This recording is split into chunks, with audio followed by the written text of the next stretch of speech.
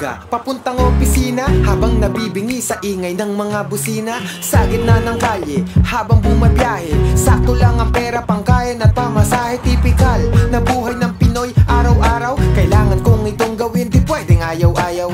Dahil ang bulsa ko ay di pa napapaapaw, sana kahit paano ako ay makahataw. Porsigidong umangat, inuunti-unti ko matipid na iniipon. Ultimo sukli ko, bilad na nga sa araw ang pagkakayumanggi ko. Balat kakulay na ng tuhod ko sa kanan siko, pero tuloy sa paglayag, tuloy sa pagsagwan. Para ang bulsa saka ang aking tiyan ay malagyan. Kahit na ang aking sweldo parang mens lang, 3 araw lang tinatagal nito kada buwan. Araw-araw paulit-ulit hanggang sumakit ang gabi. Araw-araw paulit-ulit, bukas ay ganun muli. Araw-araw paulit-ulit hanggang sumakit ang gabi.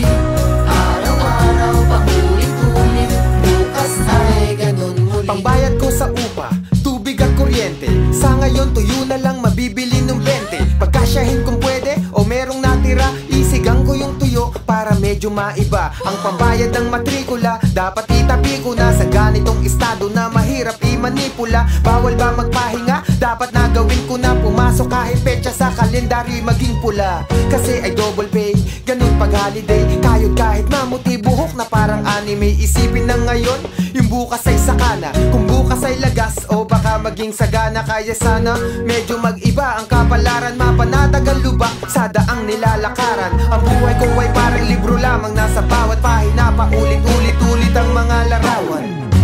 Araw-araw paulit-ulit hanggang sumakit ang gabi. Araw-araw paulit-ulit, bukas ay ganun muli. Araw-araw paulit-ulit hanggang sumakit ang gabi. Araw-araw paulit-ulit, bukas ay ganun muli. Araw-araw halos lahat ng kayod ginawa, kung paulit-ulit ay nakakapagod din pala.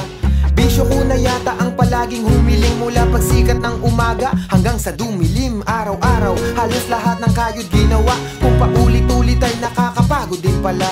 Bisyo ko na yata ang palaging humiling, mula pagsikat ng umaga hanggang sa